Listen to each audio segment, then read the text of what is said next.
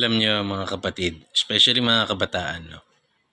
I do not expect you to understand because schools, especially yung mga schools ng yung mga mahal ang tuition na schools, you were groomed. I was from UP before, then I graduated from a university na I'm very very sure talagang as far as I can recall, Dilawan.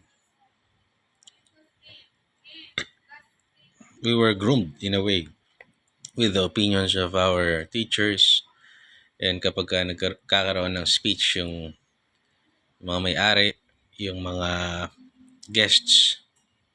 So students here, especially yung mga intellectuals na mga bata, they were groomed. We were groomed.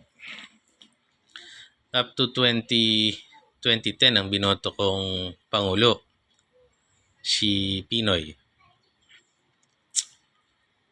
And kung ako'y magre-reflect, wala ka naman kasing mapagpilian nun eh. Pero ang sinira nila noon si Villar.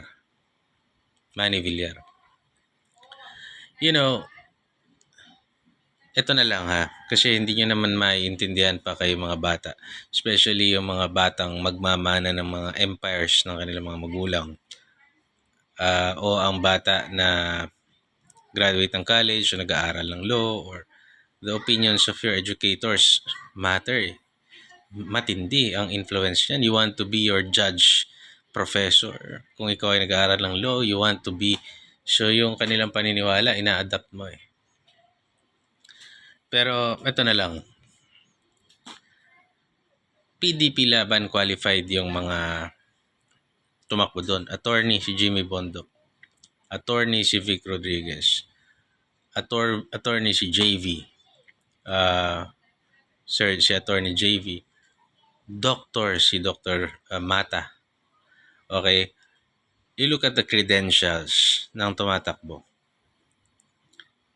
Kaya nga pinanghihinayangan itong mga to kasi mga attorney, gusto nila sana sa pinklawan na lang to eh. Kasi madaling ibenta. Kung sa pinklawan niya mga nanalo yan. And you look at the party sana. Well, I do not expect you to look at the party kasi liberals kayo eh. Pero you look at the credentials din nung kabila, and then you decide.